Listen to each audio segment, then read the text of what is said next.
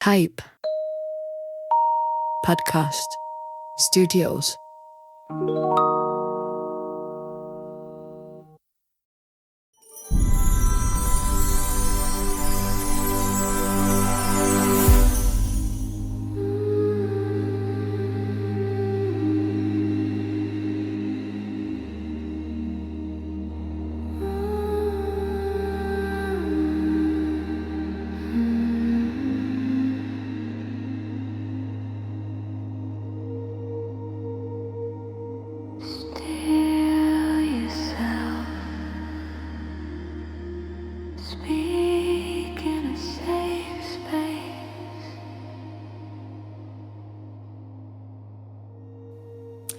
Hello and welcome to episode 2 of the Kalmcast podcast, the show that invites counsellors and therapists into this fabulous studio in Widnes.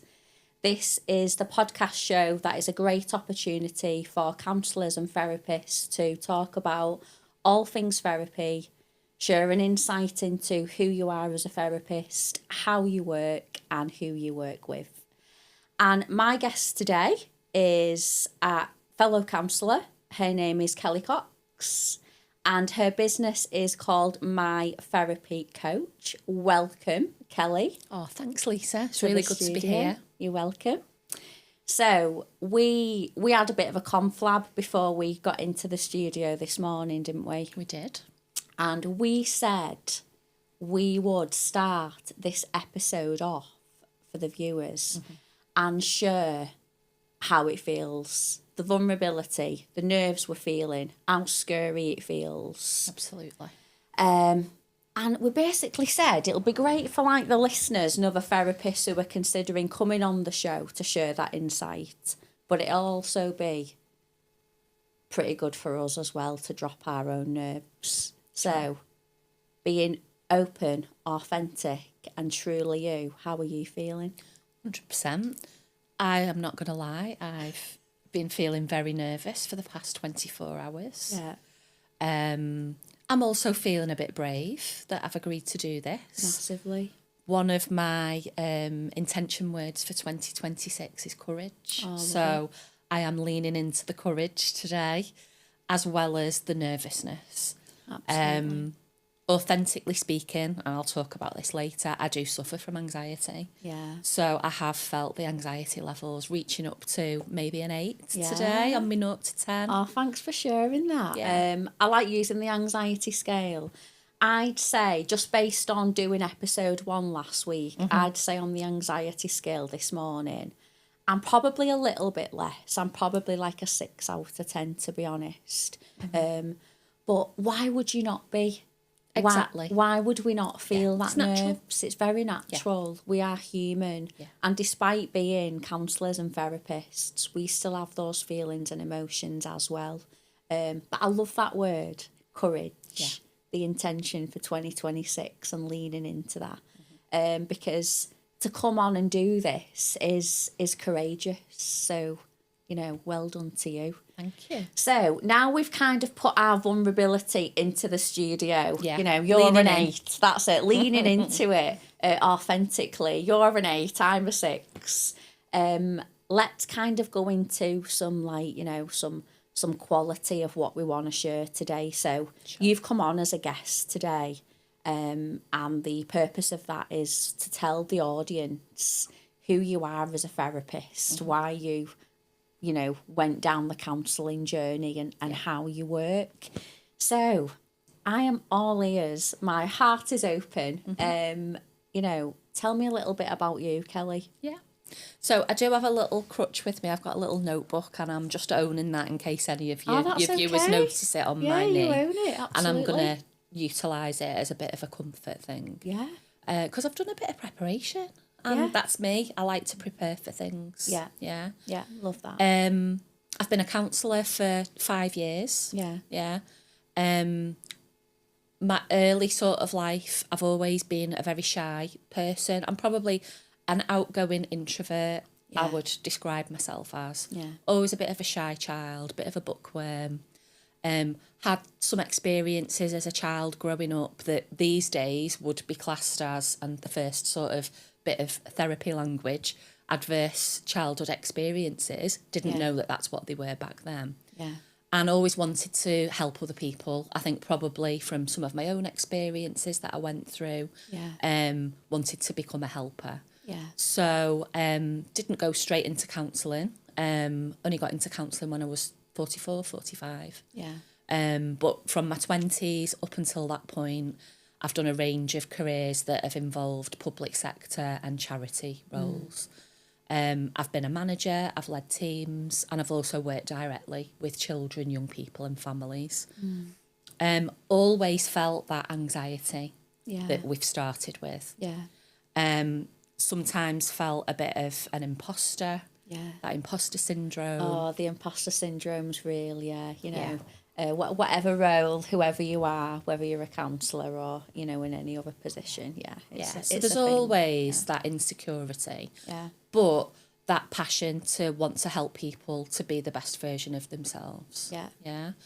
And I've had a couple of experiences where my own mental health has been a struggle.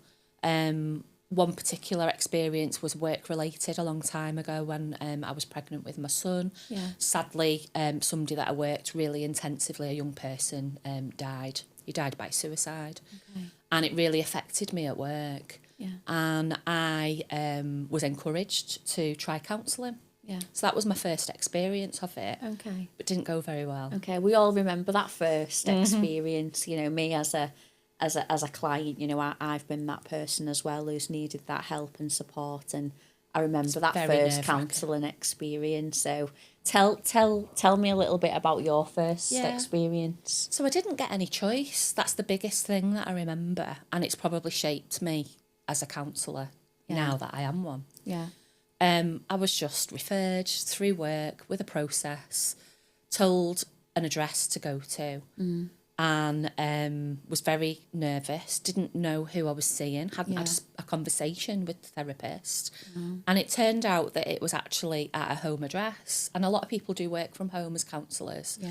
For me, it wasn't good for me and my values. I like to have things separated. I understand. So I also didn't connect with the counsellor. I had 2 sessions, I gave it 2 goes, and I walked away from it. But it stuck with me for a long time that I didn't have a great experience of it. It's difficult, that, isn't it? When your experience of something doesn't go well, you don't necessarily feel drawn to go and do that again, do you? I think looking back, I felt really vulnerable as a professional seeking help. I suppose. That. I almost felt a bit of a failure. The background to what had happened, sort of losing this person, whilst it was a professional loss, it was a young person that I'd got to know for a long time. So it was a lot of sadness about it. And a lot of could I have done things differently in the way that I'd worked with him? You know, you question yourself. But I carried on working in helping roles thereafter. And then it was in my 40s where I thought, I'm not given the time to work with people in the way that I've been trained to and that I want to. And I'd done an introduction to counselling course way back when I'd originally trained actually as a probation officer. And I just thought, that's what I want to be when I grow up. And I kept making excuses. I had a family, I was busy, I couldn't afford it, blah, blah, blah. And then I just went for it. And I did it. I love that. I love that bit that you just said then. You know, that reflection of doing that level 2, coming back to it, thinking it's what I want to be when I grow up, the age that you was.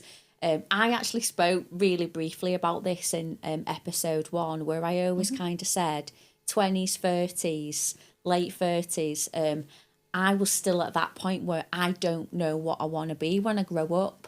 And I kind of said that I kind of feel that I fell into being a counsellor. But then now on reflection, I actually didn't. I'm a great believer of things happen. It was kind of mapped. I was meant to be in the helping role.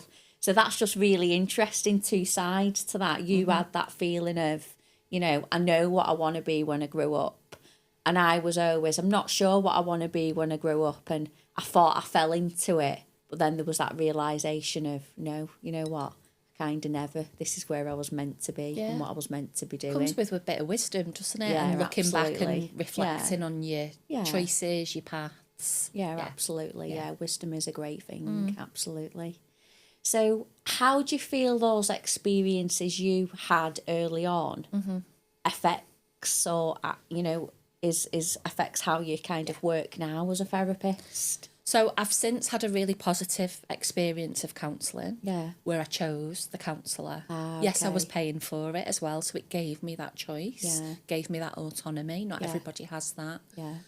And I was able to use it as part of my counselling training to not only work on my own self-awareness, personal development, but to work through a few things that I'd experienced as well. And when I was training as a counsellor, my dad was really poorly. He's since passed away. But I was waiting for that to happen, almost grieving for somebody before they'd passed away. Which was really tough whilst I was doing my counselling training. Again, feeling that vulnerability and leaning in. But I used that process, and certainly the counsellor that I went to see really, really helped me with that. So when the time came that my dad, and we knew he was going to pass away, I actually found that easier to deal with than the years I'd had of it building up. Yeah. And I think for me, experiencing the choice of being able to go and see a private therapist that I've chosen and it's on my terms and I get to speak to before I go to see if they're the right fit for me, that has really shaped the way that I work, and that's how I connect with clients now. They don't have to come and see me. They can have a free consultation over the telephone. I can talk them through the way that I work. And just that availability. I never have a waiting list, so if I'm full I will always refer on. But if I'm not full and I'm advertising, then I will always offer a consultation first and let that person ask me some questions about the way that I work.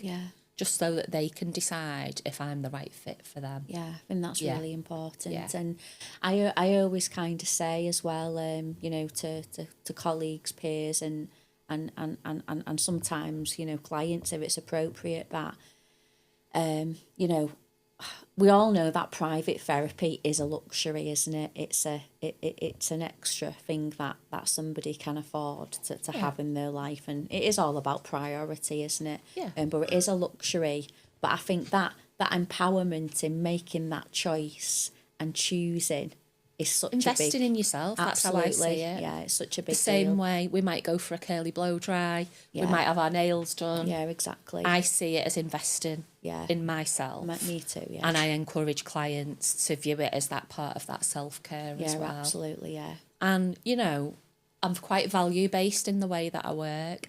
I do work with organisations that work with vulnerable groups that refer to me, and they fund counselling for some of the either staff members or young people or community members that use their services. But I also take private clients who pay directly for themselves as well. And whilst, I suppose it could be seen as a luxury, if it helps somebody either stay in work or change the job because they're unhappy, deal with a relationship difficulty, overcome some abuse that maybe they've not spoken about before, and it's really, really affecting their daily life, then it's money well spent. Yeah, absolutely. I agree. And I know prior to us coming in the studio and everything today as well, we was talking about you sharing with the audience as well, in terms of you working in a trauma-informed way, and I know you've put an essence in that in what you've already said, but for a viewer listening to this episode today, how would you describe what is a trauma-informed therapist? What does that mean to them? So for me, it's a recognition that most people have been through some sort of stress or distress in their life. And that could be on a sliding scale. It could be something that's happened in childhood. It could be experiences they've had with systems and processes, particularly at work. It could be relational trauma. It could be one-off disasters, COVID, for example, pandemic, you know, shared trauma. Yeah. There's all different types of experiences that as individuals we might find either distressing or on the top scale traumatic. Yeah. As a trauma-informed counsellor and therapist, I will be very much guided by the person and what they want to talk about. Yeah. They do not have to revisit the difficult or traumatic experience that they've had if they don't want to. Yeah. Just validating and acknowledging that something has happened to them. Yeah. I think is a way of connecting and giving somebody that psychological safety and care. Yeah. And then choosing what they want to do with that. Yeah. So whether they want to explore it and process it, or whether they actually just want to work on the here and now and where it's left them and some strategies. Yeah. So it's a lot about choice as well. Absolutely. Isn't it? Yeah, and collaboration, I would say, is a big word. Massively, yeah. Yeah. There's a couple of sort of influences that I would like to talk about today. And they aren't counsellors or psychotherapists, actually. Yeah. There are a couple of very strong women that do a lot of social research. So one lady's called Lisa Cherry, and anyone would be able to look her up. She does podcasts, she's written books, she's a researcher and author. Yeah. And then another person who some people will be more familiar with is Brené Brown. Yeah. Who's Love also Brené, a social researcher. Yeah. She's got some great TED Talks out there. She has. And she covers vulnerability and shame. Yeah, she does. Together with Lisa's research around belonging and relationships, that's probably where I've gained the most professional awareness and development as a counsellor. Yeah. And I've really enjoyed reading their books, watching their videos and podcasts to be able to be the best version of me, I think, in the counselling room. Yeah. And acknowledging that I've got my own stuff that's happened to me. Yeah. Got to acknowledge that bit. Yeah. Absolutely. Well, thank you for sharing that with us, Kelly. And I think, you know, that's really kind of informative for a viewer listening in terms of, you know, just reading that term trauma informed and what does it mean and what does that mean. It's everywhere, isn't it, that phrase at the moment? It is, it's really everywhere. It's like just it's this word, isn't it, that you read and you see and you hear quite a lot. So I think just to explain to somebody considering therapy, they know they've been through something, just to know what that word means is important. Yeah. You know. I think there's a difference for me between trauma aware and trauma informed. Okay. Trauma informed takes it to another level. Yeah. It's the whole part of how you are and who you are with other people. Yeah. Yeah. Okay, that's a really great insight as well. Thank you for sharing. Yeah.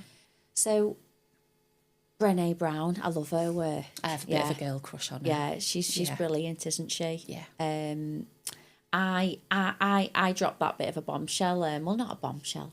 I don't know why I'm calling it that, but that bit of a thing about, you know, who my niche is and who my clients are. So I said the other week in episode 1 that, you know, my clients, if I'm talking about who navigate to me and who just kind of it fits and it works well, are women, usually working through those feelings of like guilt and shame, not necessarily the words they always come in with, like, you know, I feel shame, but sometimes we don't have the words. No, we don't know what it is. That is so true. Sometimes we don't know what that is and the difference between the two terms as well. You shared with me actually a brilliant podcast at the weekend, didn't you? Around Fern Cotton's podcast around shame. Yeah, that was a really great listen. Because I like how she had a lot of different people come in and kind of talk about their own experience of feeling shame. And I think that's really helpful to normalise it as well, that they are just natural emotions that we all feel. You felt shame, I felt shame. There's things that we can feel guilt about as well. Absolutely. So and I think I'm not even going to attempt to quote Brené Brown because it will go wrong.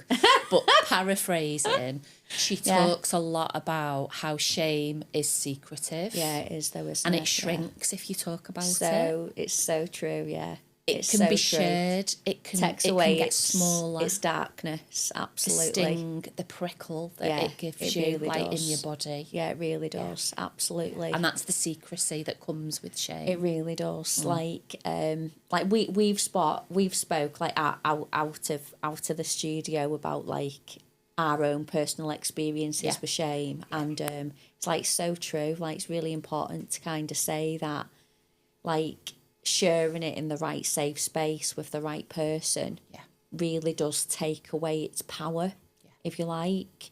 Just it can be such a dark, lonely, intense feeling, and it is secretive, and it does often go unshared. It's nasty and it destroys you from the inside out. Yeah, That's it the way really I does. describe Yeah. it. Until you've got that courage and that bravery to go, do you know what? Yeah. I might not have the words for it, but I'm going to tell somebody. Yeah. And just that telling somebody. And if it is a counsellor or if it's somebody that you trust, that you really trust the judgment that they are not going to blame you or reshame you, then that sharing of whatever that is can really help you to heal and recover from whatever the experience is. Yeah. And sometimes it's not your shame once you start to process it. So true, isn't it? Sometimes it's other people's. It really just doesn't belong to you. Yeah. But that's the process of sharing it, that recognition, that awareness, that self-awareness, what does belong to you and what kind of doesn't. What for you? What for you is like the most important part of like of like counselling or therapy? Like what's the most important part? Do you want me to show you what my bit go on. is? Tell me what yours is first. Inspire me. It's the relationship. Absolutely. For me, that's like just absolutely everything, isn't it? Yeah. Like just it comes back to choice again. It comes back to your intention for 2026, courage. You know, beginning to look for help is courageous. Having choice, but for me personally, therapy works and is more successful when the relationship's right. All about the relationship. It is, isn't it? Absolutely. Absolutely massive. And you know, I feel so privileged to work with the clients that choose to work with me. Yeah, me too. Sometimes they come to me for a short amount of time. Sometimes they leave and I don't see them again. Sometimes they'll get back in touch and they'll come back. Yeah. The fact that they know that they can trust me. Yeah. And we can build a relationship and go at their pace. And you know what? Sometimes I have a bit of a giggle and I sometimes have a bit of a laugh about some of the dark things that they want to talk about. Yeah. And I think that's a bit of a myth around counselling that has to be really serious. You've got to be completely in a crisis. Yeah. Sometimes it's just that space for you. Yeah, absolutely. To have it is. the relationship with the person that doesn't know all the people that you might be talking about. Yeah. That are driving you mad. That are getting under your skin. That's the power of it being impartial. Absolutely. The stranger, you know, the impartiality of it all. And I just love it. And that thing I said earlier of like, I think it's what I wanted to be when I grew up. Yeah. And I'm 50 now. Yeah. And I'm just sort of getting into my own skin. Yeah. And learning to say no to things and learning to say yes to things, like coming on this, saying yes. Yeah. But just being able to do a job that I absolutely love. Yeah, me too. I don't have Monday blues anymore. No. Sunday night blues. No. Monday morning blues. No. They don't exist. Yeah. Monday blues just aren't really a thing as much, are they? I have done some jobs in my career where I have worked with some organisations that definitely aren't, going back to the jargon, trauma-informed, and have said that they are. Yeah. And I have dreaded having to go into work helping people and not working in a culture or a system that's looked after me to be able to do it well. Yeah. Whereas now, working for myself, having my own autonomy, and, you know, it comes with different pressures. Yeah, it does. But being able to be true to myself and decide what I do, when I do, who I do it with. Absolutely. It is a job where you've got to really lean into looking after yourself, haven't you? Yeah, and know when you've took too much on definitely. as well. You've got to have your toolbox. You've got to keep yourself well. Yeah. You've got to keep yourself well to be able to be in a space to help other people. Well, some of the stuff's quite heavy to hold as well. Yeah, it is, yeah. Yeah. Yeah. Like emotionally, psychologically. Yeah, I agree. You used the word myth then a couple of minutes ago, and I was like, oh, that's what else I want to talk about. So if you're a viewer listening in now, the myths, the misconceptions about counselling, about therapy, talking therapy, however you connect to it, but there's loads in there. Can I share my misconception? Well, my misconception feedback, which I thought was absolutely great. Is this from a client? This is from a client. Excellent. Yeah. So I really I clung on to this little bit of nugget of feedback, and I thought, you know what, in a confidential way, I'm gonna share this feedback. Counselling client on the phone. We're like session 3 or 4 in, and she they said to me last week, they kind of said, I had such a misconception about counselling. And I was like, oh, I'm so curious, tell me more. And she says, well, I thought that counselling, talking therapy had to be when you were in crisis, you was at rock bottom. That's where I thought you had to be. So I kind of thought this issue that I had, Lisa, wasn't big enough to bring to a stranger, to have that therapy, to have the counselling. I didn't think the issue was big enough. And it's now me being a couple of sessions in, that realisation of actually counselling isn't really about that. Well, it's big enough for her to want to do something with. So it's individual, isn't it? It is, isn't it? So it is big enough. And I think that is a misconception. Counselling can be used for goals, for change, for raising your self-awareness, for working through, an issue that just keeps kind of coming back like this wave. Yeah. It doesn't necessarily mean that you have to be really depressed in crisis. Because my opinion, and you may agree on this, hopefully, is that, you're not in the right brain, you're not in the right mindset when you're in crisis. Crisis isn't always the right intervention. By that I mean the right support tool. So it isn't necessarily about that, is it? You can just be in different places wanting different things. Absolutely. So it was so lovely to hear that person say, after these couple of sessions, I've realised that, my problem was big enough for me to share. Yeah. It did fit and was right for me having these counselling sessions. It's helped because I've grown my own self-awareness about the problem that I had. It's made me reflect on my own feelings about it, how it's making me behave. So the impact's massive for that client, absolutely, isn't it? No matter what the issue was. Absolutely, yeah. And she was like, it's helped me in terms of coping strategies, in managing it better. She said, and it's just felt different than what I expected it to be as well.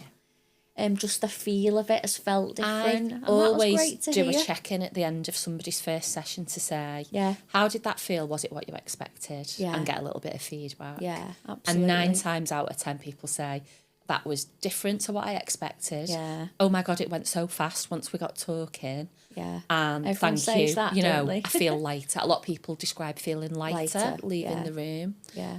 And it's one of the reasons coach is in my branding name, my therapy coach. Yeah.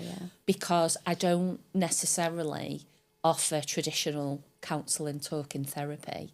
I've got, if you can imagine, a little toolbox that I carry around that you can't see it's in my hand or in my handbag, and there's different things we can pull out. Absolutely. And sometimes it's around somebody learning how to love themselves and become the best coach for themselves, with a little bit of help and a little bit of guidance from somebody that might have some ideas, can ask the right questions, be really curious and not judge. Absolutely. Yeah, I really like that you've shared that, because it is about that collaboration, isn't it? And that dialogue, and that identifying what this person wants and needs from the sessions together. I think like your identity changes as well, depending on what stage of life you're at, what your experiences have been, massively, what help you've got or what help you've not got. Our identity, you know, looks different, and some people might come to me for, and again, I'm going to do jargon busting here, the presenting issue of what they think they're coming to counselling for. Yeah. Which would be what, for an example? Well, I've got somebody that I've worked with for a while who's given me some feedback for today to be able to share. Oh, great. And she came to me on the back of an accident at work, and it was going to completely change how she was able to work moving forward as a health professional. We've very rarely talked about the actual thing that happened. The presenting issue, the first thing she came with, Because what it's opened up is all the different aspects of her identity. Yeah. Loss, change, adapting, becoming a different person and a version of herself on the back of something that happened physically. Yeah. And, you know, she said that she's really, really enjoyed the sessions to be able to have somebody that is just for her. Yeah. See, I think that's great that you've shared that feedback, and because that kind of fits in about a misconception about therapy as well, doesn't it? The fact that the feedback was she's enjoyed it. I know. Yeah. And looks forward to coming. Yeah, exactly. Yeah. I think there's this doesn't dread there it. is this misconception that it's like, oh, it's gonna feel flat and dark and heavy, and don't get me wrong, sometimes it does feel heavy and it does feel like that, but not always, and not every session. So I think that kind of fits into that misconception as well, isn't it? That you've had a client say that, you know, and being able to celebrate that we've enjoyable. got good feedback as counsellors, because this is another thing you and I've talked about away from the cameras, is that how do you celebrate yourself and promote yourself as a counsellor? Yeah. Other types of therapists. On the Calmcast podcast. That's how you promote yourself as a counsellor. But other types, like if I was a Reiki master, I'd be putting everybody's feedback on a website saying, oh, I had a brilliant treatment with Kelly. This is how I felt. Yeah. Again, there's a bit of secrecy around therapy and counselling. Yeah. So that client that I've talked about today, I really struggled with whether to ask her if I could use her feedback, because it went against this confidentiality. Yeah. But nobody knows who she is, and she's quite comfortable. She wants to share how useful and life-changing she wants to celebrate it. Yeah. So we need to do it more, and yet people need to get on. Yeah. I think that's also a really great point actually, Kelly, in terms of feedback, because you know, in terms of confidentiality, you know, you're not going to get really them clients that give you that feedback on, for example, a social media platform, because of that confidentiality. You know, people come to counselling in confidence, and they might not want the world to know that they've had counselling. Yeah. So they that's that safety, isn't it? And that privacy absolutely, of course, and that's kind of how it should be. But then you're absolutely right then. It's like when you've got a success story or you have had some great feedback from a client, you want to be able to celebrate it and share it. But it's this like professional balance, isn't it? And you know, confidentiality for the client is at the heart of what we do. But it's no, that's the a right great balance. It is isn't about balance. Yeah. I love that word. I do. That's my word. You know, you said your word is courage for 2026. Yeah. Mine's balance. Is it is, yeah. Mine's the balance of the feminine and the masculine energy. You know, the being and the doing. Yeah, spoke about this loads of times. I'm a human being. I choose a different word each month as well. So this is inspired by a third female person who's out there in the media, who's very sort of influential in the way I look after myself. Yeah. And that's a poet called Donna Ashworth. I don't know if you've heard of her. Yeah. Oh, another girl crush. Yeah, brilliant. So I saw her live at one of Fern Cotton's Happy Place events. Oh, brilliant. But I also chose one of her poems for somebody to read at my dad's funeral. Oh, okay. But I've got lots of her poetry books. Yeah. And she's got a few different like little things online. a journaling club on Facebook, Yeah. and I'm a member of that, a silent member, Yeah. but I'm a member. Yeah. And one of the things she encourages you to do is to choose a focus word for the year, each year, use it for your journaling, and then choose one for each month as well. So I did it last year, and it really helped me I love that. cope with the balance of the ups and downs. Yeah. Balance was chosen at one point as one of my words. Yeah. But this month's is kindness. I think that's an important word for this Trying to be month, kind isn't to it? myself. Absolutely, yeah. Kind Start to with. yourself, yeah. And others. Yeah, absolutely, yeah. Yeah. Kind to yourself and others. I think, like, Christmas for me is quite tricky. I hear a lot of difficult experiences that people have of Christmas with the me job too. that I do. Yeah. I've got some good and bad experiences myself of Christmas and New Year. But I like this point in the new year where I'm thinking about, right, what's gone before, what's ahead, Yeah. and just trying to sort of shape and allow myself to decide, right, who do I want to be now after all that year? That's it. You know, I What's coming? lean into that a lot in January. A lot of like reflection. You know, in terms of like, you know, how do I want this year to go? In terms of like me, like myself and my own well-being, but also in terms of like the way I'm working, who I'm working with. You know, just that reflection on what direction is the work going in. Well, we're constantly growing and developing, aren't we? Yeah, absolutely. Always yeah. learning. Yeah, absolutely. I think as I always reflect on this, but like, you know, people talk about, don't they, like they go on that training and that journey training to be a counsellor, and it kind of like you come out of it It's the other life-changing. end quite It is. different, don't you? You certainly do. Smaller circle of trusted people Yeah, in definitely. my life. I don't know about Yeah. you. I'd say my the big thing that comes up for me when I think of like the transformation of going through the training and being the counsellor now is probably just self-awareness. Yeah. Just being really self-aware of myself and relationships, and just that self-awareness for me, which is a great thing. Yeah. It's a great thing. It's a great tool to have. It really is. It really is a great tool. So, do you know what? We come on like saying our anxiety We've been is talking like, for ages. do you know what we are? We've done absolutely fine, haven't we? You know, and I think this is the My number's come down. Has it? It's not. What you did I say? It was an 8. You was an 8 on the Round anxiety about a 4 scale. now, I'm okay. Around about a 4. Yeah. Yeah. My hands are cold. Are they? So that's like a little anxiety body Okay. indicator for me. But Okay. I've really enjoyed it. Yeah, oh, brilliant. Yeah. I'd say on the anxiety scale now, I'm probably about 3, 4. Started off as a 6, so all good. An audience is listening to us now, Yeah. hopefully. Hopefully.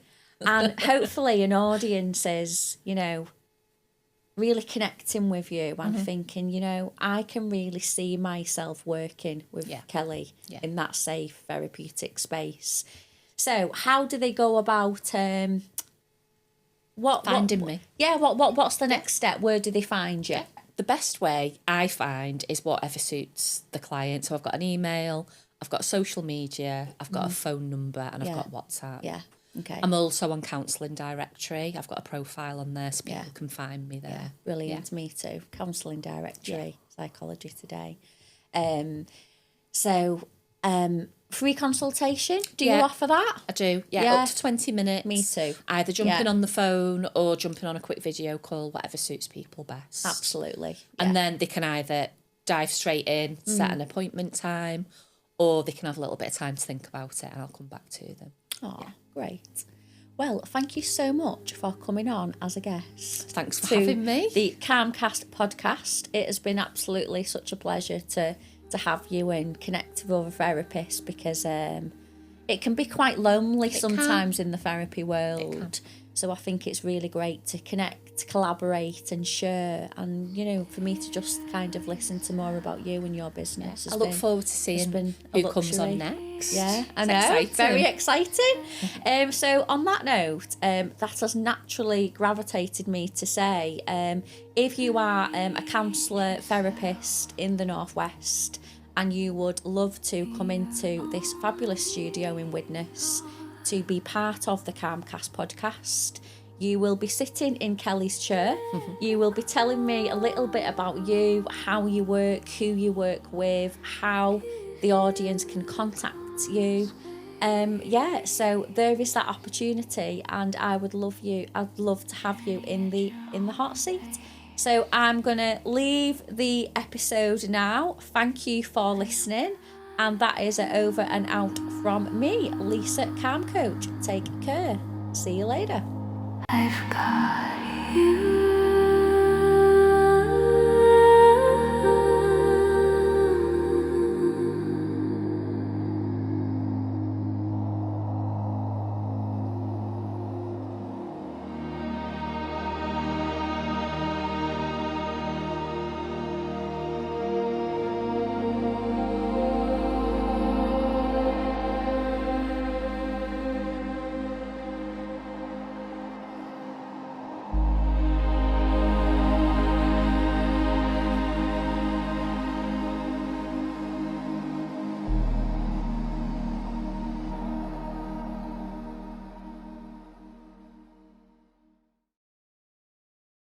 Type Podcast Studios.